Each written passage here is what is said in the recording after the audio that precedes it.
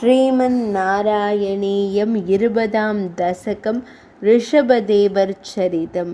பிரியபிரதன் பெயரனாம் நாபி பரிவுடன் பலவா யாகங்கள் செய்ய வேள்வி தீயதில் ஓர் உருவம் கண்டான் தாழ் பணிந்தோர்க்கு வழங்கிடும் உன்னை.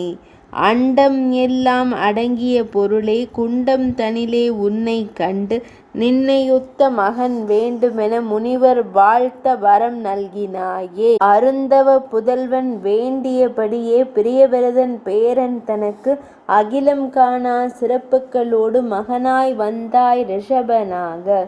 உலகம் மூன்றும் ஆளும் உனக்கு நலமாய் தந்தான் அரசு தன்னை. தந்தை அவனே தவநெறி நாடி தன் தேவியுடன் நின் பதம் அடைந்தான்.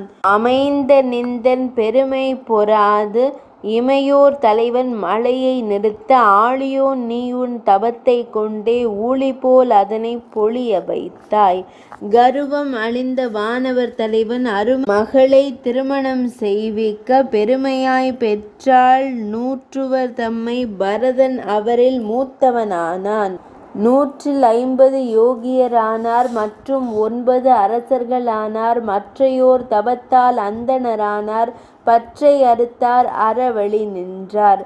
முனிவர் நிறைந்த அவையில் நீயே தனியொரு ஞானம் மகற்கு உரைத்தாய்.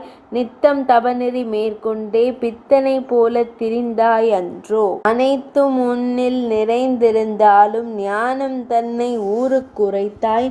பித்தனென்றே உன்னை இகழ்ந்தார் சித்தன் நீயே மகிழ்ந்திருந்தாயே. இருந்த இடத்தில் பெற்றதே உணவாம் இரையை தேடி சென்றாயில்லை. அடவியில் விரதம் காத்த உன்னை குடகு மலையில் தீதான் உண்டதே. 20ஆம் தசகம் இனிதே நிறைவடைந்தது.